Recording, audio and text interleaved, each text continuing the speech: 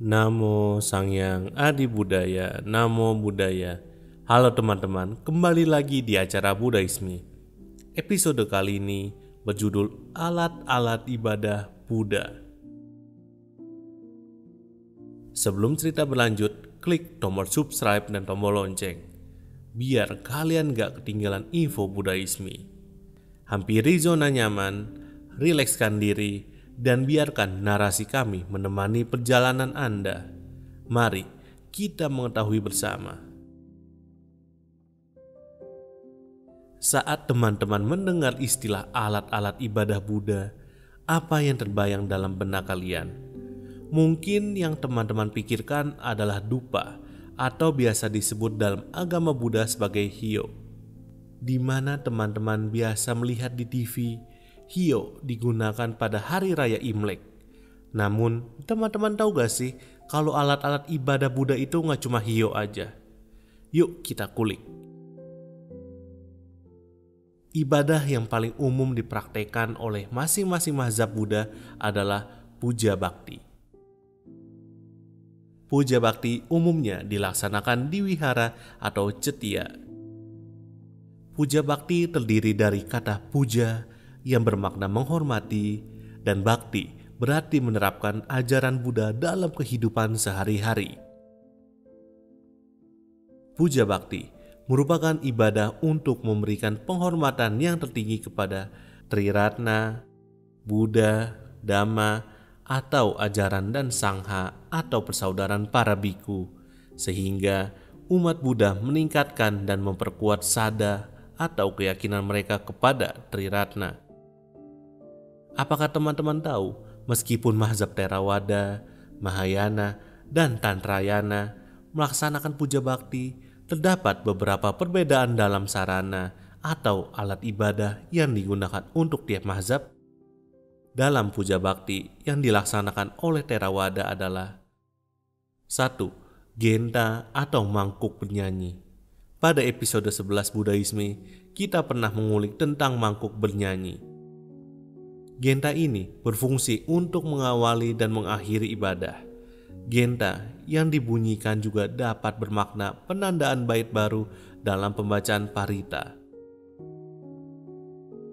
2. Buku Parita Suci yang berisi doa-doa perlindungan dan mengingat kembali ajaran Buddha. Apabila kita giat membaca parita, kita akan tetap terlindungi. Sebenarnya, dalam puja bakti Theravada terdapat altar atau meja yang di atasnya terdapat patung Buddha dan persembahan. Namun, altar dan persembahan ini tidak termasuk dalam alat-alat ibadah Theravada. Dalam puja bakti Mahayana, alat-alat ibadah yang digunakan adalah genta atau mangkuk bernyanyi atau dacing. Fungsi genta di mazhab Mahayana juga sama dengan mazhab Theravada. Genta merupakan salah satu dari 3 alat ibadah utama mazhab Mahayana. Tambur atau taku, drum besar yang terbuat dari kayu, yang dipukul dengan 2 buah pemukul dari kayu.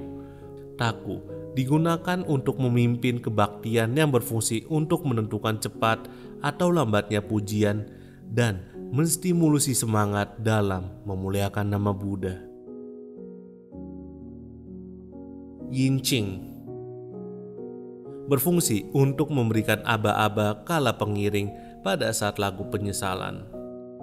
Pengiring dalam pembacaan mantra-mantra dan pujian serta namaskara.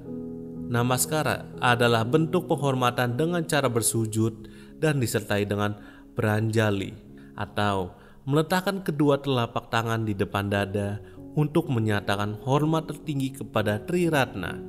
Bunyi Yinqing lebih nyaring daripada genta. Sama halnya dengan genta, Yinqing juga salah satu 3 alat ibadah utama mazhab Mahayana. Muyi terbuat dari kayu. Muyi ini melambangkan kesadaran atau perhatian murni. Muyi dibunyikan sebagai pedoman untuk mengatur tempo pada saat pembacaan sutra agar dilakukan dengan serempak. Muyi merupakan salah satu dari 3 alat ibadah utama mazhab ini. Tangce berbentuk seperti cermin dan penggunanya dengan cara seperti bercermin. Maka filosofi dari Tangce ini sendiri manusia harus melihat diri sendiri, mawas diri, dan memperbaiki kekurangan tersebut. Sutra Buku Puja. Pembacaan sutra ini dinamakan Liam Keng dan acap kali digunakan dalam puja bakti di mazhab Mahayana. Sutra yang paling sering dibaca adalah Amito Ching dan Quan Si Yin Ching. Untuk puja bakti dalam mazhab Tantrayana yang digunakan diantaranya adalah 1. Dungchen adalah trompet yang berasal dari daerah otonomi Tibet, terbuat dari lembaran tipis tembaga dan kuningan. Dungchen dibunyikan untuk memanggil publik dan biku untuk beribadah. 2. Drilbu atau lonceng biasanya terbuat dari logam atau terkadang emas, di mana drilbu ini dibunyikan untuk membangkitkan perlindungan dari dewa. Suara yang dihasilkan ini melambangkan suara Buddha yang menyamai hukum surgawi. Lonceng ini sebagian besar digunakan oleh biku-biku di Tibet untuk menertibkan sekelompok orang yang lewat untuk beribadah. 3. Dorje atau tongkat merupakan pelengkap drilbu yang dimana keduanya acap kali dianggap sebagai satu objek dan digunakan bersama, di mana drilbu digunakan di tangan kiri sedangkan dorje digunakan di tangan kanan. Kedua alat ini digunakan selama pembacaan ibadah Tantrayana. Sebagai pasangan, drilbu dan dorje mencerminkan 2 aspek praktek Buddhis, yakni metode dan kebijaksanaan, intuisi, dan kasih sayang.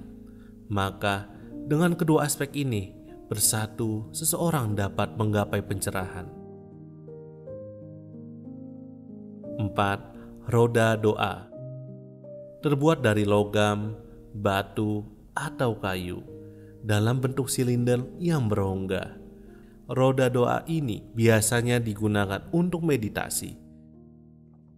Memutar roda ini juga setara mengumpulkan kebijaksanaan dan karma baik, karena terdapat kertas yang digulung dengan mantra di bagian silinder roda ini, sehingga sama saja seperti kita membaca doa secara lisan. 5. Simbal atau tingsa. Tingsa digunakan dalam doa, meditasi, dan musik yang digunakan dengan cara dipukul bersama-sama. 6. Mala atau tasbih. Mala umumnya memiliki 108 manik-manik dan 1 mala dihitung sebagai 100 mantra, sedangkan 8 mantra tambahan didedikasikan untuk semua makhluk hidup di dunia. Mala ini sendiri terbuat dari berbagai jenis bahan seperti biji pohon bodhi, tanaman teratai, biji rudraksha. 7. Mangkuk bernyanyi. Mangkuk bernyanyi ini sama seperti mazhab Theravada dan Mahayana. Terakhir, ke-8, Damaru. Merupakan gendang 2 sisi suci yang kerap digunakan dalam ibadah Tantrayana. Suara yang timbul dari Damaru mensimbolkan sunyata atau kekosongan, di mana dalam filosofi Buddhis, sunyata bermakna ketiadaan sebagai realitas tertinggi yang merupakan ketidakterbedaan dari semua entitas. Sejatinya, alat ibadah mazhab Tantrayana lebih banyak dari yang telah disebutkan di atas. Namun, yang dirujuk di atas merupakan alat ibadah utama mazhab Tantrayana. Sekian informasi yang dapat Budaisme sampaikan. Budayana TV sangat menghargai teman-teman yang sudah subscribe dan menonton. Semoga informasi yang disampaikan bermanfaat. Apabila terdapat kelalaian dalam penyebutan dan penamaan, mari kita bertukar opini di kolom komentar. Jangan lupa bangga mengetahui bersama. Namo Sang Hyang Adi Budaya, Namo Buddhaya.